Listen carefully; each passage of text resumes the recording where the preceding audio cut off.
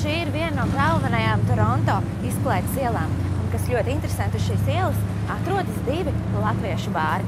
Tur tālāk Einsteins, kur pārsvarā dodas jaunieši, un šeit Rīgā tik ļoti iemīļotais Pulkvedis.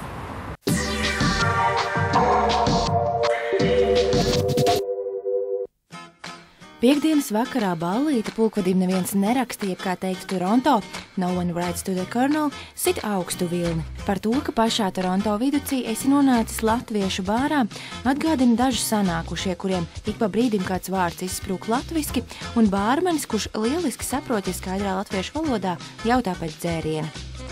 Lai tā pa īstam saprastu, kāds tad izskatās Pulkvedis Toronto, apskatīt bāru un satikt tā saimnieku Mārtiņu, mēs dodamies dienas laikā, kad bārs vēl tikai gaida ikvakara ballītes viesus. Rīgas un Toronto pulkvežus vieno Miks Pētersons, idejas autors un pulkvežu īpašnieks, Rīgas gadījumā gan bijušais. Principā sākās ar mīlestību. Miks apprecējās, un viņas sieva ir māksliniece. Pa pāris mēnešiem viņai jābūt ir Toronto savu darbu dēļ, un Miks viņai brauc līdzi katru reizi. Un tā doma bija tāda, ja viņam ir jāpavada pussavs mūžs Toronto, kāpēc ne nodarbināt sevi. Un tad viņam minās tā doma, ka varētu uztaisīt klubu šeit. Te Toronto vadības groži nodota Kanādas latviešu Mārtiņa Šmīta ziņā. Viņš savulaik ne tikai Rīgas Pulkvedī spēlējis, bet pat aktieros mācījies un koncertus Rīgā rīkojas. Tā gan ir arī vienīgā abu bāru kopīgā lieta, jo noskaņojuma un interjera ziņā te ir pavisam citādāk.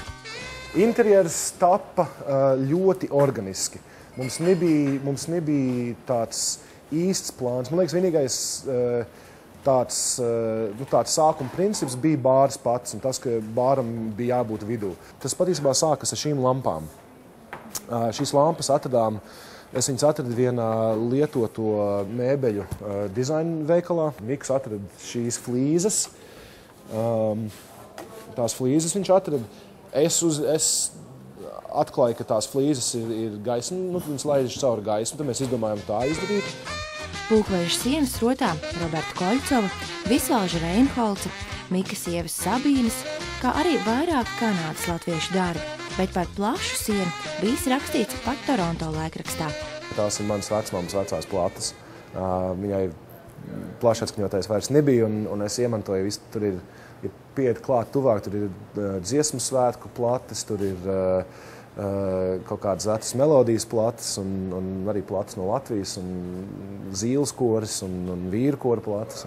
Šajās sejās esam arī ieslēpti es un Miks un Sabīna, Mika partneris Ģirts, un uz šīs kolonas tad vēl viens mūsu partneris Ārnis Bikšs.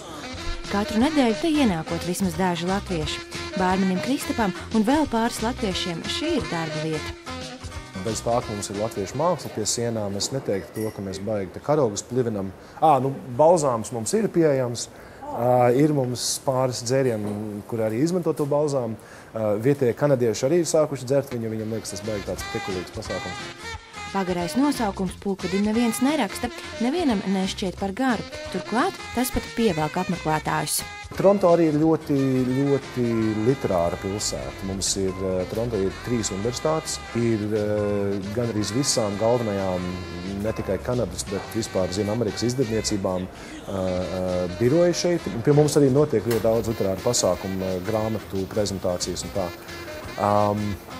Un ir vairāki, kuri ir ienākuši tīri nosaukumu dēļ, jo viņi pazīst to Markeza stāstu, ir gājuši pie ielas, redzējuši un domājuši, ir jāiet, jo tas mans mīļš Markeza stāsts. Zinat jūs šo stāstu vai nē, nav svarīgi. Tāpat Pulkvedim neviens neraksta ir vieta, kas katram latvietim ir tikpat obligāts apskats objekts Toronto, kā Siena tornis vai Niagāras ūdenskritums.